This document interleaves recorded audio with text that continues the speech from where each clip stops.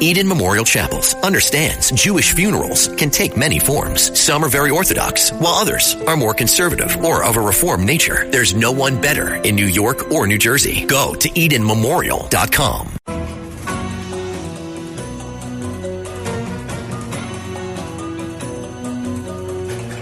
From Wall Street to the White House, this is the Larry Kudlow Show. Now, it's time for Protecting Your Investments, sponsored by Colonial Metals Group. Here's Larry Kudlow. All right, it's time to protect your future. And this is sponsored by Colonial Metals Group. Today we're talking about money and politics to protect your future. And I will tell you, folks, because gold and silver are booming right now. Absolutely booming. Stakes of this election are very high. So Colonial Metals Group can help you to chart your way through. Anyway, we're here talking money and politics. We got Liz Peek, Fox News contributor, syndicated columnist. We got Steve Moore, his new book, The Trump Economic Miracle and the Plan to Unleash Prosperity. And Steve's WABC radio host of More Money, which plays right after this show on many of these same stations. I believe it's 1 o'clock to 3 o'clock. If he has the energy to do it all. All right. Kids, I wanted this. It's an interesting story in the New York Post, just broke this morning. Pennsylvania Senator John Fetterman is sounding the alarm about Elon Musk, warning that the world's richest man and Donald Trump's superfan could doom Democrats in Pennsylvania and nationally. Liz Peek here, I'm coming to you, but I'm not done yet. Musk is a concern, Fetterman told the Post. Not even just that he has endorsed Trump, but the fact that he's now becoming an active participant and showing up and doing rallies and things like that. I mean, Musk is incredibly successful, and I think some people would see him like a Tony Stark. I don't know who that is. Fetterman continued, the iconic Marvel character. Got it. Democrats, kind of make light of it, or they make fun of him jumping up and down and things like that, and I would just say they're doing that at our peril. And Liz, I got a quote for you. Musk in Pennsylvania. He is barnstorming for Trump in Pennsylvania. It's quite remarkable. There are too many regulatory agencies. This is Elon Musk. Strangulation by regulation. And Musk says, we have so many regulations last night. We have 428 regulatory agencies. There's this is more than an agency a year has been created since America was a country, almost twice as many agencies as the years that America has been a country, which means an agency is created. So there's sometimes two agencies per year created, which is just too fast. So America has been smothered by overregulation. It's call it slow strangulation by over-regulation. He's the smartest guy on the planet. So, Liz, what do you think? Fetterman's, he's blowing the whistle here. Yeah, and I think he's completely correct. Elon Musk is an unbelievably effective surrogate for Donald Trump because he speaks the same language. Regulation is a horror show.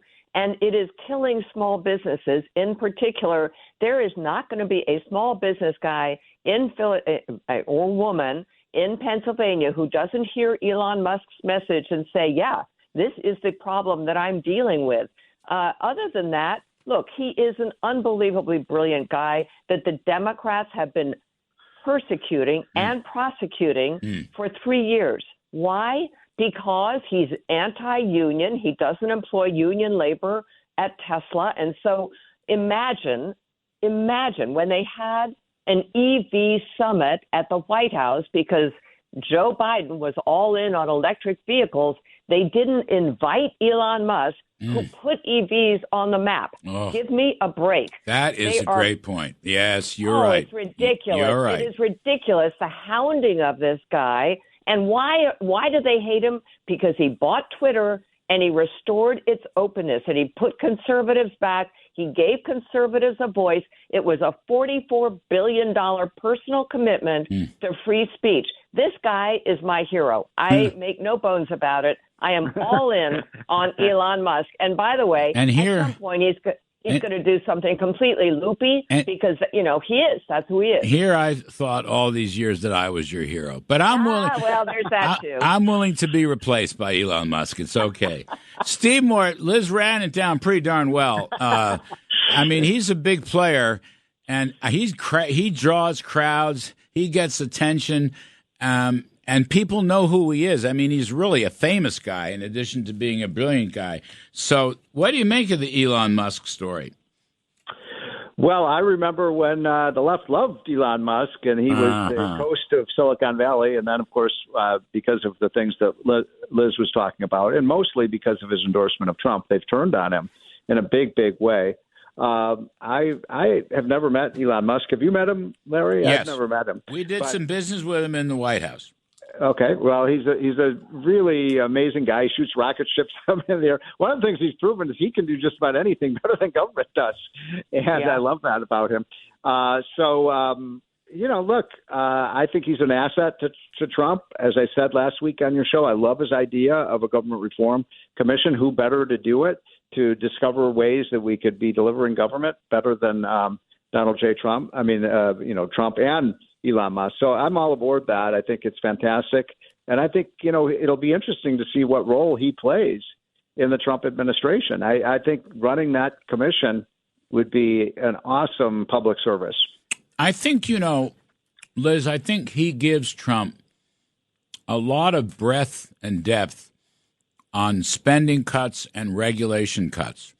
I think it's like Trump started talking about this. I mean, Trump always talked about deregulation, but not so much spending. And I think Elon Musk, in whatever form his commission takes, but the fact that he's out there campaigning for Trump really beefs up the whole Trump operation, gives it a lot of credibility.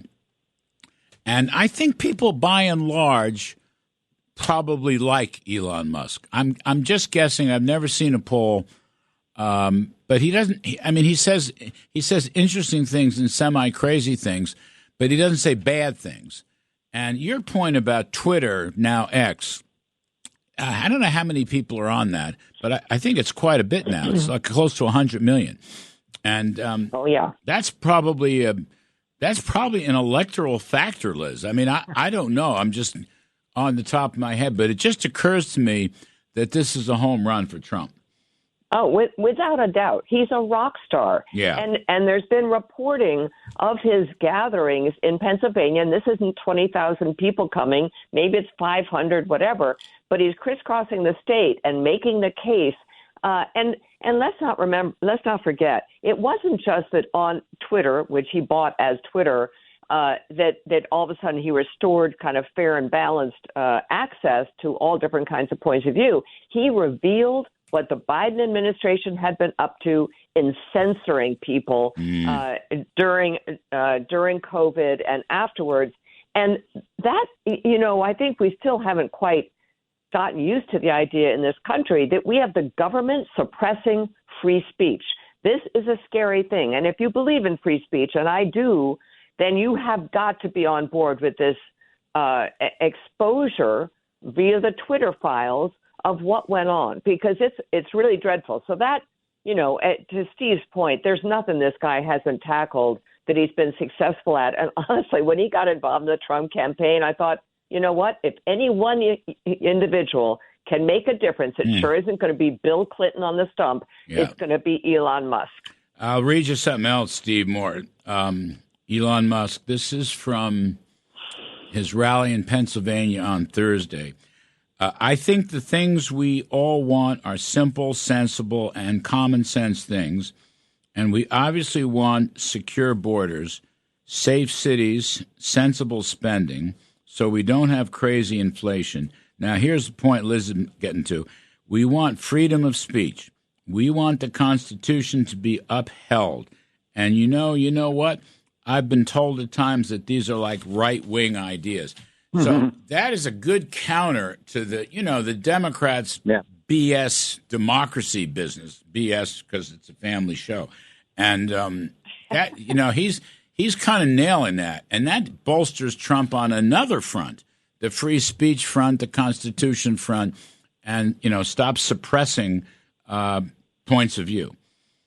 Absolutely. And, I love that term that I think that Elon Musk uses, which is a common sense conservatism. Right. And who else uses that term all the time is our friend John Catsimatidis, the owner of this radio station. Yes. And this is really, I think if Trump wins, and I do think he will win, it's just because people think that what we stand for is just common sense. It's not even ideology. It's just what they stand for. I thought Trump was great the other day when he said, we don't want, boys playing, women's sports and things like that. These are the common sense issues where the left is so far in left field, so right on the foul line in left field that Americans see now for the first time Republicans being the ones who are for, centrist moderate policies.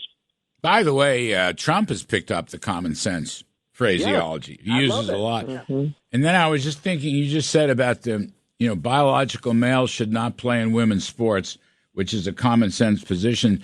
So at the Al Smith dinner, Trump said to Chuck Schumer, it was fabulous. He said, Chuck, if Kamala loses, but your party is so woke that you can still be the first female president of the United States.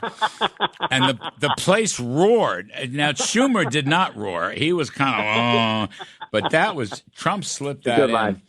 I don't know whether he made it up or whether it was one of his jokes. Liz Peek, the fact that Trump showed up at the Al Smith dinner and Kamala didn't, and the fact that the Al Smith dinner was a national dinner because it was on every TV station, was a huge win for Trump. Was it not a huge win for Trump?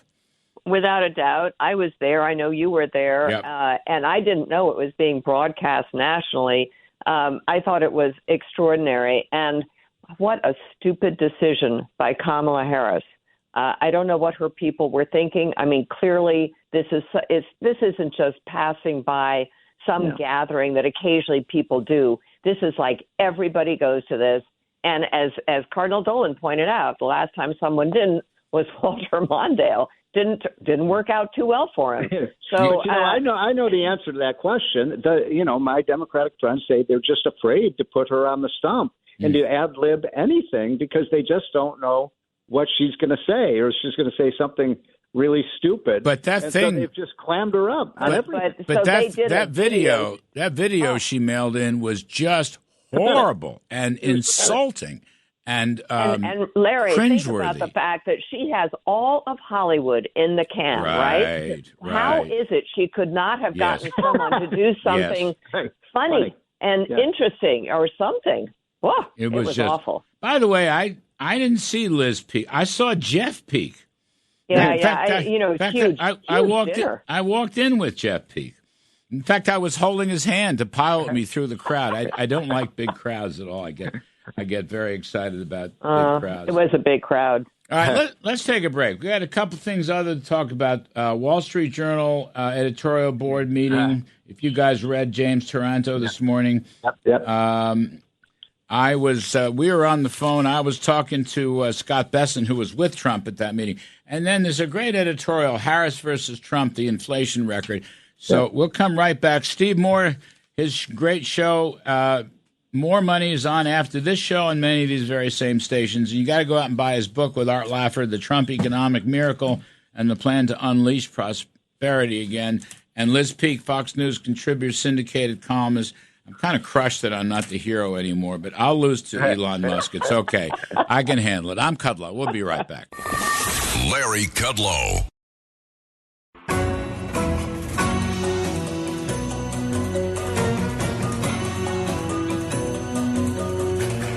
From Wall Street to the White House, this is the Larry Kudlow Show.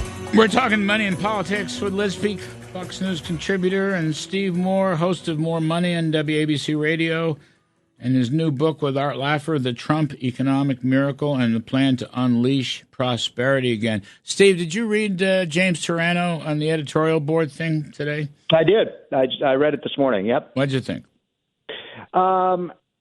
It was a little snarky, but the fact is that Trump, I kind of give credit to Trump because he was kind of going, the journal's been, editorial board's been tough on Trump. Yep. And I thought he handled himself very well. I thought that, what he did is say, look, you keep hammering me on terrorists. Look at all the things that we agree on. I thought it was a really good point that, on taxes, on deregulation, on energy policy, on this and that and the other thing.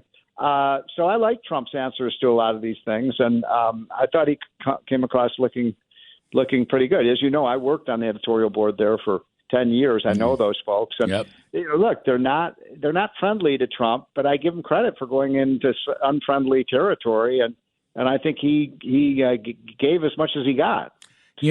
They are our brothers and sisters, and we know them personally, and they're good people, Sure. and they get it right a lot of the times, but since you left, they've become less supply side. They have. They've become less supply side. I mean, Paul Gigot is a great man, and there's no question about that. Yeah. And I love him personally.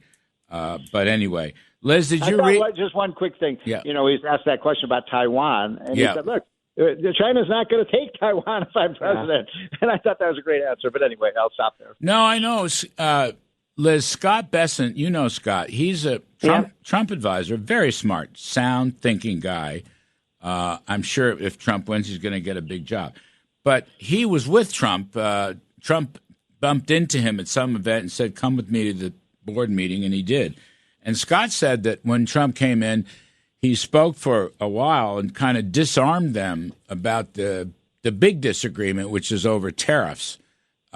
And I think that personally the Journal overreacts because Trump is a fabulous negotiator. But Liz, did you have a thought on that?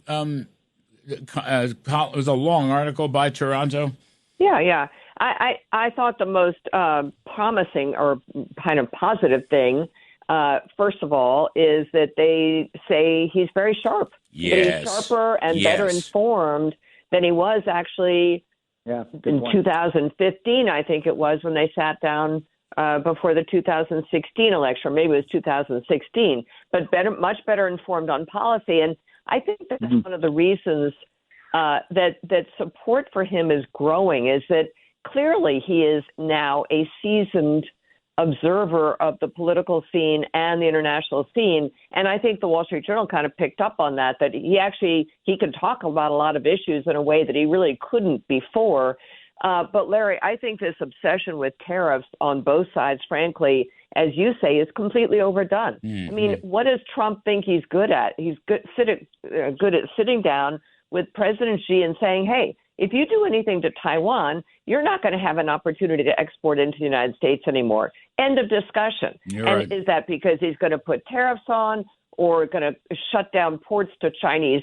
I don't know. But I mean, the thing that most astonished me recently is Joe Biden was quoted as saying something about, why didn't you remain in Mexico? Because the Mexicans wouldn't do it. What?